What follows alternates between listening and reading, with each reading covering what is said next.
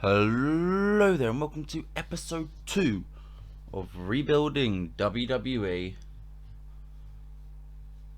on TEW 2020, and today we have got Smackdown after Wrestlemania, where we are trying to push this brand, the brand which now holds both titles, to see, because both brands want to be the top brand.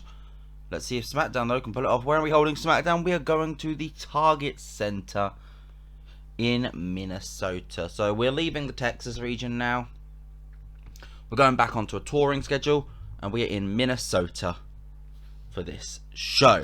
We'll be probably staying in the Midwest for the next few shows, through the different states, through the Dakotas and Indiana, all of those. But let's see, how do we get on with Smackdown on Fox? And Smackdown kicks off the way, well, we're used to Smackdown kicking off at this point. The Bloodline, Roman Reigns, the Usos, and Paul Heyman come out. Heyman wearing both of Roman's belts. And Reigns comes out and he just cuts this promo. At WrestleMania, Brock Lesnar finally acknowledged me with his face up to the lights, as I beat him 1, 2, 3. And now that's it. I'm finished with Brock Lesnar now. There's nothing left for me to do with Lesnar.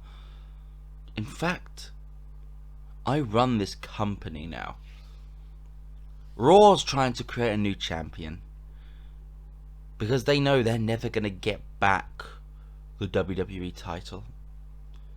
But I'm not going to retire either belt. I'm going to hold both of them, because that way you'll always remember that whoever's the champion on Raw is only the champion because I don't want to work Mondays. It's as simple as that. Good promo from Roman. 87 starts a storyline by Royal Decree. We'll get more into that a bit later. We then get Vince McMahon comes out to the ring and he announces that as Sonya Deville has returned to the ring, we are getting a new general manager for SmackDown. Adam Pearce is taking over Raw, but for SmackDown, we need an actual general manager. So, your new SmackDown general manager is the legendary Trish Stratus. Trish comes out, cuts a promo explaining how she wants to keep SmackDown being the A show, and how Adam Pearce is welcome to come to her for anything, but she's still gonna kick Raw's ass every single time. 64, Trish is not great without a script, which is a little disappointing, and got an average gimmick for a legendary diva, which is marketable, so we'll get more merch from her though, which is always a plus. A bit more money coming in, although to be honest, with WWE the money coming in is negligent at this point. It does not matter, we make so much money anyway. Next segment sees a 6-man tag as the caller of Imperium come along. Eichner, Bartel and Walter take on Mace, Jinder and Shanky. And Walter picks up the win, pinning Shanky with the lariat. Now, I had to give myself a choice here. I could either change Gunther's name back to Walter, or I could change Butch's name back to Pete Dunne. And I went with Walter over Butch, because as much as I love the boy from Dudley, I genuinely believe Walter has more potential than Dunne does. That's not a knock on Dunne. I think Dunne's could easily be a world champion. I think Walter could be a star of the company, the face of a brand for years.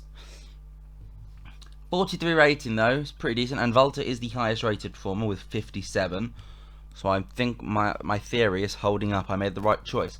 The reason why I gave myself that choice is because if I keep Butch, that means I'm allowing myself to change names on call up. If I change his name back to Pete Dunne, it means I've got to keep his name the same on call up. Consistency is important. Ronda Rousey backstage, and she goes into Trish Stratus' office saying that she wishes to speak to the referee from her Mania match. She didn't get a chance to check who it was, but whoever it was, she wants to meet them in the ring. It's a 77 rating. Intercontinental Championship match. There wasn't on Mania, so we're going to quickly defend it here.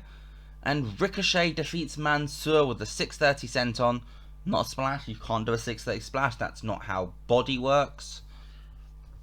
And Ricochet makes his second defense of the Intercontinental Championship. 54 rating. Pretty good stuff. And we then get the meeting between Ronda Rousey and Charles Robinson, who was legitimately the referee for Ronda Rousey vs Charlotte Flair at WrestleMania. And Rousey starts ranting at Robinson, calls him out for, you used to be Little Nate, didn't you? Your entire thing was that you looked up to Ric Flair. Why were you even given this match as to referee? Your entire thing for years was that you were a fan of Ric Flair. How can we trust you to be impartial in a match like this?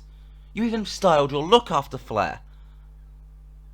And Rousey just gets more and more irate, calling out Charles Robinson, before eventually she just throws a punch. Stratus gets in between and sends Rousey home. Continues the behind the referee's back storyline.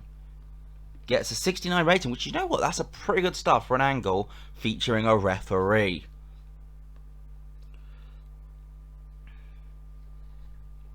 Six-woman tag here, as former NXT champion and former NXT tag team champions come up to Raw.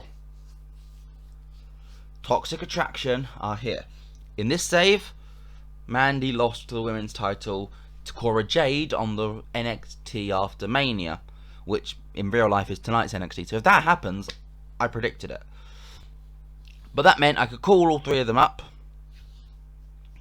And we have got Toxic Attraction on the main roster, and they take on Elias, Xia Li, and Amari Miller. Amari Miller in her second match in as many episodes. And Gigi Dolan picks up the win, tapping Elias out with the Tilt-A-Whirl Dragon Sleeper. Gets a 31 overall. Mandy is obviously the best in the match, with Gigi not that far behind actually, which is exciting stuff. But popularity-wise, Gigi and JC are both unimportant. Similar to Bartel and Eichner earlier. They need to get their popularity boosted, so they'll expect a lot of six-person matches for those groups. Elias.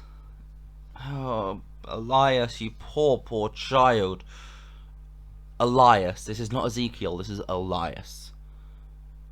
He returns in a backstage vignette where he is flanked by Los Lotharios in a sort of a smoky, picture the vignette in a smoky sort of bar. The three of them sat in tables, like big open low top shirts, playing cards together and reminiscing about their love of love. 32 rating, which also gives us a character turn for Elias. He becomes a lost romantic, gets a very good rating.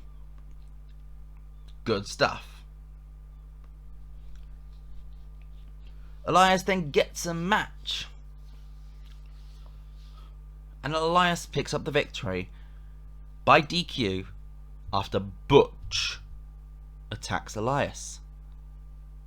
Elias and Gulak have great chemistry. That's actually really good to know. But Elias is beaten by Butch for the love of the fight storyline starts. We are going to keep Butch as this sort of scrappy-do character.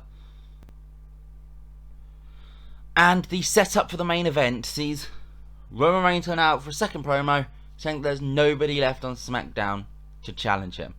And he is interrupted by Drew McIntyre, who comes out with the sword, points it at Reigns, puts the sword down, charges the ring, walks towards the ring, and it looks like he's about to be jumped by the Usos before the Usos are jumped by the New Day. They all start brawling, get into the ring. We'll say Trish Stratus comes out and announces it's going to be a 6-person tag holla holla. And boy, that match was the right choice. as Roman Reigns and the Usos, the Bloodline, team up to take on Drew McIntyre and the New Day. Drew McIntyre pins Jimmy Uso with the Claymore kick, gets a 77 rating. 88 for Reigns, 75 for Drew, 67 for Kofi, 66 for Jay, and 64 for Xavier and Jimmy. Great stuff. And that ends our show with a 77, and Drew McIntyre and the New Day stand tall over the Bloodline to end the show. What do we get overall though? A 73, which is slightly better than Raw. Increases in 14, loses in 9. Not too shabby, but again, I don't care what the rating says. I want to know what you guys think. So let me know in the comments down below. Leave a thumbs up if you enjoyed it. Subscribe if you want to see more of this content, and I'll see you guys in the next episode. Bye!